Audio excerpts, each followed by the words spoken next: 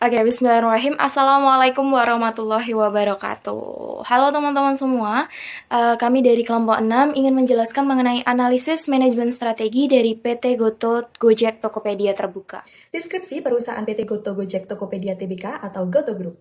PT Goto Gojek Tokopedia Tbk atau dikenal sebagai Goto Group adalah perusahaan teknologi asal Indonesia yang terbentuk dari penggabungan Gojek dan Tokopedia pada tahun 2021.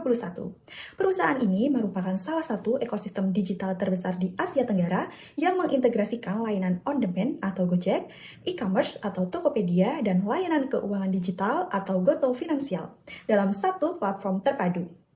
Goto menggabungkan layanan transportasi dan logistik, belanja online, serta keuangan digital atau GoPay dalam satu ekosistem. Didirikan untuk mendorong ekonomi digital Indonesia, Goto memberdayakan jutaan mitra pengemudi, penjual, dan konsumen. Perusahaan ini tercatat di Bursa Efek Indonesia atau BII sejak 11 April 2022 dengan kode saham Goto. Selanjutnya ada visi dan misi PT Goto Gojek Tokopedia Tbk. Visinya adalah memberikan kesempatan bagi seluruh masyarakat untuk turut berpartisipasi dalam keberhasilan ekonomi digital. Sedangkan misinya mendorong kemajuan dan alam ekonomi digital bagi para pedagang dan mitra pengemudi. Perusahaan memanfaatkan teknologi untuk memenuhi misi dengan memberdayakan pelanggan, pedagang, dan mitra pengemudi untuk bisa saling terhubung dalam aplikasi saja. Yang selanjutnya itu analisis eksternal makro PT Goto. Yang pertama, opportunities atau peluang. Bagian opportunities menunjukkan faktor-faktor eksternal yang bisa dimanfaatkan PT Goto untuk tumbuh dan meningkatkan kinerja bisnis. Penjelasannya yang pertama yaitu pertumbuhan pendapatan PT Goto. Pendapatan Goto pada tahun 2025 diproyeksikan meningkat sekitar 20%. Ini menunjukkan prospek bisnis yang masih positif.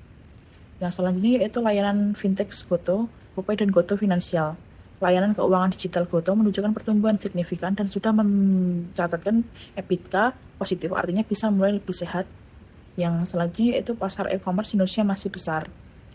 Nilai pasar e-commerce Indonesia mencapai puluhan miliar dolar dengan pertumbuhan yang masih tinggi sehingga ekspansi masih terbuka. Yang selanjutnya lagi yaitu permintaan ride hailing dan food delivery stabil, yaitu kebutuhan masyarakat terhadap transportasi online dan pesan antar makanan masih tinggi dan diperkirakan terus tumbuh. Yang selanjutnya yaitu sinergi ekosistem super app, yaitu integrasi Gojek, Tokopedia, pelayanan dan logistik memberi peluang efisiensi dan peningkatan loyalitas pengguna. Yang terakhir yaitu peluang kemitraan dan teknologi, yaitu kerjasama dengan mitra regional dan pemanfaatan teknologi bisa memperkuat posisi Goto. Yang kedua yaitu threats atau ancaman. Bagian threats menjelaskan tantangan eksternal yang dapat menghambat kinerja Goto jika tidak diantisipasi. Penjelasan singkatnya yaitu yang pertama persaingan ketat dari Shopee dan TikTok Shop. Persaingan harga dan promosi agresif sehingga menekan margin keuntungan Goto. Yang kedua yaitu ketidakpastian regulasi dan pengawasan anti monopoli, yaitu aturan pemerintah termasuk isu margin dan persaingan usaha bisa membatasi ruang gerak perusahaan. Yang ketiga yaitu diskon dan subsidi yang menekan margin, yang artinya perang diskon di e-commerce membuat profitabilitas sulit dicapai. Yang selanjutnya yaitu perubahan perilaku konsumen ke sosial e-commerce, yang artinya peralihan ke TikTok Shop berpotensi mengurangi trafik Tokopedia. Yang selanjutnya, risiko reputasi dan manajemen, yaitu perubahan kepemimpinan dan isu internal bisa mempengaruhi kepercayaan investor dan publik. Yang terakhir yaitu risiko makroekonomi dan pasar modal, yang artinya volatilitas ekonomi dan pasar saham dapat berdampak pada valuasi dan pendanaan di Goto. Oke, di sini saya akan menjelaskan mengenai analisis eksternal mikro PT Goto. Yang pertama ada ancaman pendatang baru. Hambatan masuk itu sedang tinggi, seperti kita butuh investasi besar, basis pengguna yang besar, dan kepercayaan publik yang besar. Adanya TikTok Shop itu memberikan bukti peluang baru.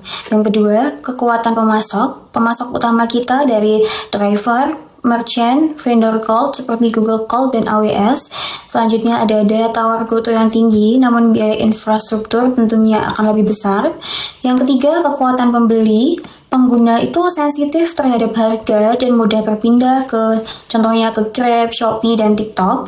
Selanjutnya, loyalitas PT Goto terbantu oleh ekosistem yang terintegrasi seperti GoPay, GoFood, dan Tokopedia. Yang keempat, persaingan antar pesaing. Nah, kita memiliki rival utama yaitu dari Shopee, Grab, dan TikTok Shop.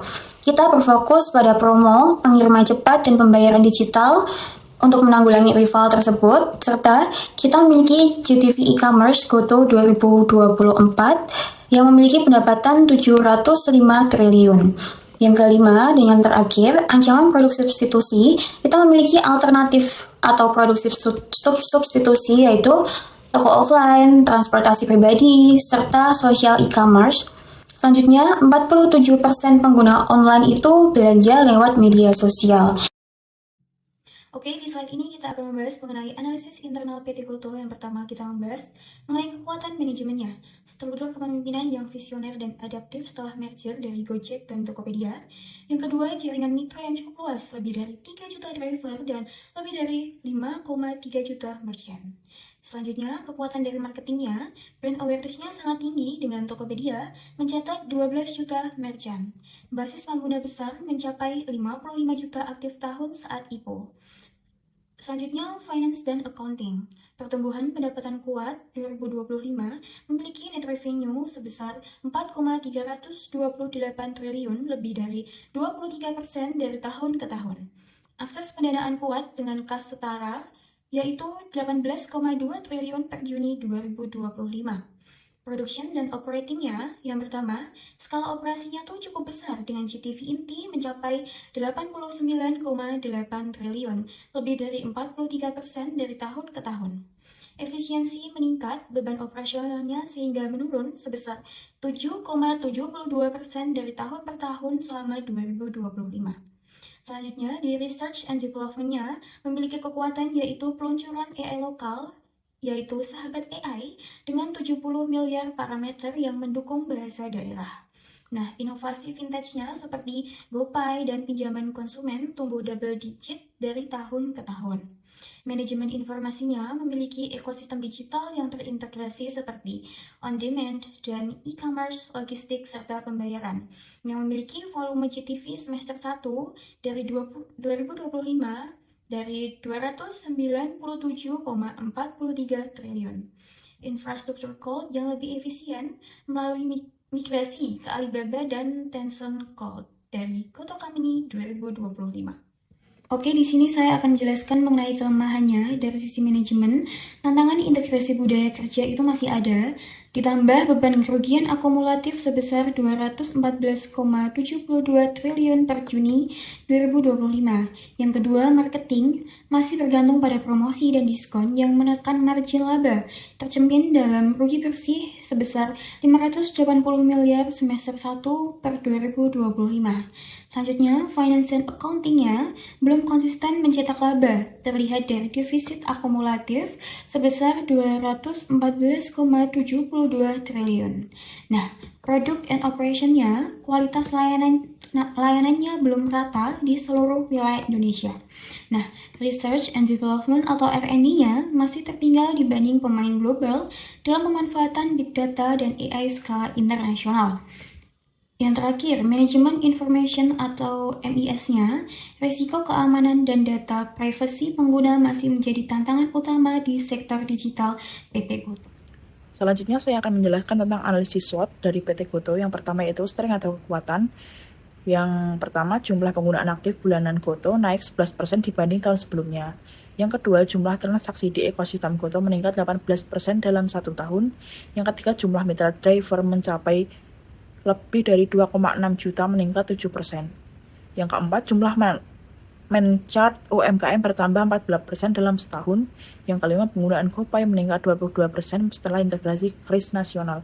Yang keenam, trafik Tokopedia naik 9% pasca kampanye besar akhir tahun. Yang kedua yaitu weakness atau kelemahan dari PT GoTo. Perusahaan mencatat rugi bersih sebesar 4-5 triliun pada tahun terakhir. Yang kedua, beban operasional meningkat 8% akibat biaya logistik dan promo. Yang ketiga, ketergantungan pada pasar Indonesia sebesar 95% dari total pendapatan. Yang keempat, margin e-commerce sangat rendah, rata-rata hanya 2-4%. Yang kelima, turnover driver meningkat 15% per tahun. Yang keenam, retensi pelanggan turun 6% setelah penggunaan subsidi promo. Analisis SWOT yang selanjutnya yaitu yang ketiga, opportunities atau peluang. Yang pertama, pertumbuhan ekonomi digital Indonesia diprediksi naik 11-13% per tahun. Yang kedua, penggunaan uang digital dan kris meningkat 45% dalam 2 tahun terakhir. Yang ketiga, e-commerce Indonesia tumbuh rata-rata 15% per tahun. Yang keempat, paternasi layanan digital di kota tier 2-3 masih rendah, baru 35%. Yang kelima yaitu digitalisasi UMKM naik cepat sehingga sekitar 19% per tahun. Yang keenam, pasar fintech lending tumbuh 17% per tahun. Yang selanjutnya yaitu titik ancaman. Yang pertama, Grab dan Shopee memiliki pertumbuhan pangsa pasar sekitar 10-18% per tahun. Yang kedua, regulasi transportasi online baru dapat menaikkan biaya operasional sehingga 8%. Yang ketiga, perang promo kompetitor meningkat 20%, menekan margin GoTo. Yang keempat, biaya logistik nasional rata-rata 11%. Yang kelima yaitu TikTok Shop tumbuh pesat, pangsa pasar meningkat 12% dalam tahun pertama kembali beroperasi. Dan selanjutnya ada analisis matriks BCG. Matriks BCG sendiri meliputi start, cash flow, question marks, dan doubts. Kuadran BCG yang pertama ada start. Anak perusahaannya ialah Gojek Ride Hailing dan Tokopedia. Alasannya, kedua bisnis masih dominan di pasar Indonesia, pertumbuhan transportasi online dan e-commerce masih tinggi, pangsa pasar kuat meski ada kompetitor seperti Grab dan Shopee. Kuadran BCG yang kedua ada cash cows. Anak perusahaannya ialah GoPay. Alasannya, basis pengguna luas melalui Gojek dan Tokopedia, pertumbuhan melandai karena pasar e-wallet mulai jernih. Yang ketiga ada question marks. Anak perusahaannya ialah Goto Financial. Pasar finance sangat besar dan tumbuh cepat. Namun, pangsa pasar Goto masih kalah dari Aku-Aku, Kredivo, Shopee Later, dan lain-lain. Dan yang terakhir ada Docs. Anak perusahaannya ialah Gosen dan Gobox. Alasannya, tidak mampu menguasai pasar logistik, pertumbuhan tidak sebesar ride hailing dan e-commerce, bersaing ketat dengan JNE, JNT, Cepat, dan Anda Aceh. Oke, kita lanjut ke alternatif strategi perusahaan. Berdasarkan hasil analisis internal dan eksternal, perusahaan berada pada posisi daya saing internal dengan rata-rata atau skor 2,52 dan kondisi lingkungan eksternal yang seimbang antara peluang dan ancaman dengan skor 2,62.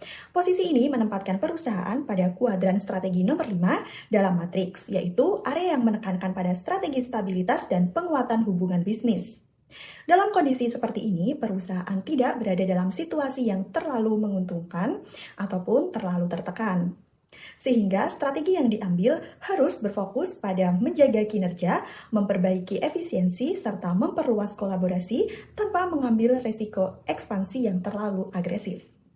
Oleh karena itu, beberapa strategi yang direkomendasikan dalam kuadran ini mencakup stabilitas operasional, merger, integrasi horizontal, aliansi strategis, dan divestasi terbatas untuk memperkuat struktur perusahaan serta meningkatkan posisi bersaing.